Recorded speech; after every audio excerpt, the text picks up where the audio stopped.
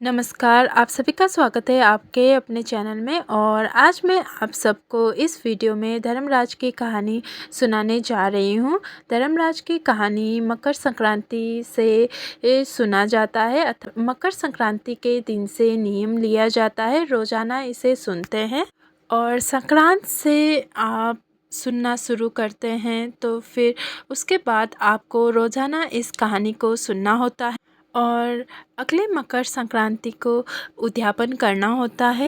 और कहानी सुनने के लिए सबसे पहले आपको एक लोटा जल लेना है। सबसे पहले हमें लोटे में तिलक करनी है। सबसे पहले हम तिलक करेंगे, जो हमने पानी का लोटा लिया है उसमें हम तिलक करेंगे। आप तिलक चारों ओर लोटे के कंठ में कर सकते हैं, या फिर कंठ में तिलक भी आप एक ही तिलक भी कर सकते हैं, या फिर स्वास्तिक बना सकते हैं। मैं यहाँ पर स्वास्तिक बनाकर तिलक कर रही हूँ। और इसके बाद जो कहानी सुन रहा है अर्थात जो कहानी सुना रहा है उसको भी हमें तिलक करना है, अर्थात खुद को भी तिलक करेंगे। इस तरह से हम तिलक करेंगे खुद को भी। और आपके साथ कोई और भी कहानी सुन रहा है तो उसको भी तिलक कर दीजिएगा। और आपको सीधे हाथ में थोड़े से चीनी लेना है, चीनी के दाने, या फिर आप चावल के दाने भी ले सकते हैं। मैं यहाँ पर चावल के दाने ले रही हूँ। जो भी आपके साथ कहानी सुन रहे हैं उनको भी चावल के दाने आप दे सकते हैं, या फिर आप जो भी दे रहे हैं, चीनी के दाने ले रहे हैं या फिर चावल के दाने ले रहे हैं, वो आप दे दीजिएगा, क्योंकि खाली हाथ कहानी नहीं सुना जाता। इसके बाद अब हम कहानी शुरू करते हैं। एक बुढ़िया माई थी, वह व्रत नियम बहुत करती थी। एक दिन भगवान के घर से यमदूत लेने आए।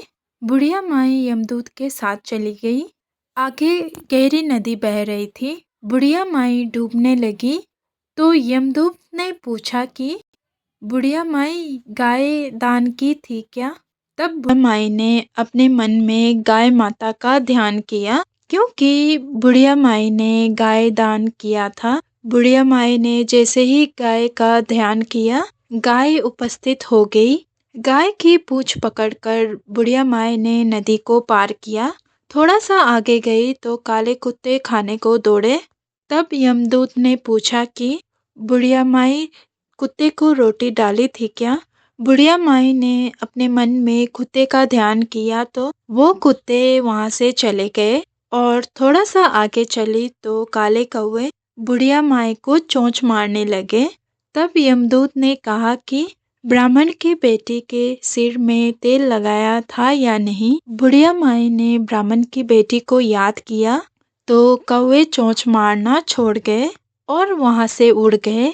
और वहां से भी थोड़ा सा आगे गई तो पैरों में कांटे चुभने लगे, पैरों में कांटे चुभ गए, पैरों में कांटे चुभने लगे। तब यमदूत ने कहा कि बूढ़ी माई, चप्पलों का दान की थी क्या? बुढ़िया माई ने अपने मन में चप्पलों को याद किया तो चप्पल उनके पैरों में आ गए। और वहां से भी थोड़ा सा आगे चली तो चित्रगुप्त जी ने यमदूत से कहा कि आप किसको लेके आए हो? तब यमदूत ने उत्तर देते हुए कहा कि बूढ़ी माई को लेके आया हूँ। बूढ़ी माई ने दान पुण्य तो बहुत किया है, पर धर्मराज जी के लिए कुछ नहीं किया, इसलिए आगे का द्वार बंद है। तब बुढ़िया माई बोली कि मुझे 7 दिन के लिए धरती पर जाने की आज्ञा दे दो, अर्थात अनुमति दे दो।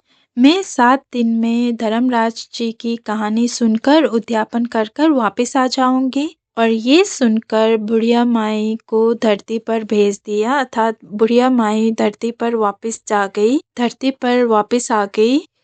इस तरह से पूरे गांव में खबर फैल गई।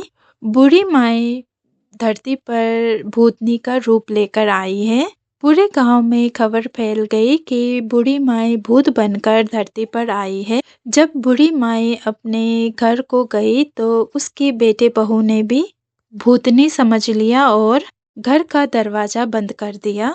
तब उसने अपने बेटे और बहू को कहा कि मैं भूतनी नहीं हूँ, मैं तो धर्मराज जी की कहानी सुनने के लिए वापस आई हूँ।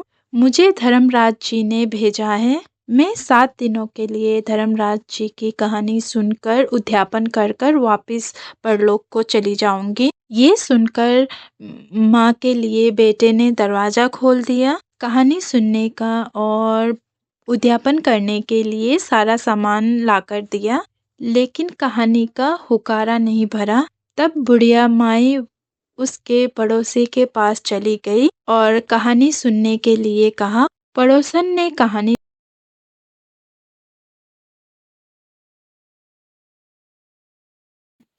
सुनी और उसके बाद उद्यापन किया। सभी सामान दान में दे दिया। तब धर्मराज जी ने बूढ़ी माई के लिए विमान भेजा। विमान देखकर सभी गांव वाले स्वर्ग जाने के लिए तैयार हो गए। सब गांव वाले कहने लगे कि बूढ़ी माई के साथ हम भी चलेंगे, बूढ़ी माई के साथ हम भी चलेंगे। बुढ़िया माई बोली कि मैं मेरी कहानी सिर्फ पड़ोसन को सुनाती थी और सिर्फ पड़ोसन ही जो मेरी कहानी की हुकारा भरती थी, इसीलिए मैं अपने पड़ोसन को ही साथ ले जाऊंगी। ये बात सुनकर सारे गांव वालों ने बूढ़ी माई के पांव पकड़ ली और धर्मराज जी की कहानी सुनाने के लिए आग्रह किया। बुढ़िया ने सभी को धर्मराज जी की कहानी सुनाई और कहानी सुनने के बाद जितने भी गांव वाले थे सभी विमान में बैठकर स्वर्ग को पहुंचे। स्वर्ग पर धर्मराज जी ने कहा कि मैं तो सिर्फ बुढ़िया को लाने के लिए विमान भेजा था, पर यहाँ तो सभी गांव वाले आ गए। तब बूढ़ी माई कहने लगी कि इन सब ने मेरी कहानी सुनी है, इसीलिए आधा पुण्य तो इनको भी मिलता है। और ये सुनकर धर्मराज जी ने सभी को स्वर्ग का वास दिया। सो हे धर्मराज जी, जैसे आपने बुढ़िया माई को स्वर्ग में वास दिया था, वैसे ही इस कहानी को कहते सुनते हुक्कारा भरते सबको स्वर्ग में वास देना और सभी की मनोकामना पूर्ण करना और सभी पर अपनी कृपा दृष्टि बनाए रखना। तो धर्मराज जी की जय। इस तरह से कहानी पूरी होने के बाद जो हमने हाथ में चावल या चीनी के दाने लिए हैं, इसे हम लोटे में डाल देंगे और इस लोटे के जल से अब हम सूर्य देव को अर्घ दे देंगे। इसी तरह से हमें 1 साल तक धर्मराज जी की कहानी सुननी है। और ये थी धर्मराज जी की कहानी जो मैंने आप सबको सुनाई। अगर आपको ये कहानी पसंद आई, मेरी वीडियो अच्छा लगा हो तो इस वीडियो को लाइक कीजिए, चैनल को शेयर और सब्सक्राइब कर दीजिएगा और मेरे चैनल अर्थात मेरे वीडियो को देखने के लिए आप सबको बहुत बहुत धन्यवाद।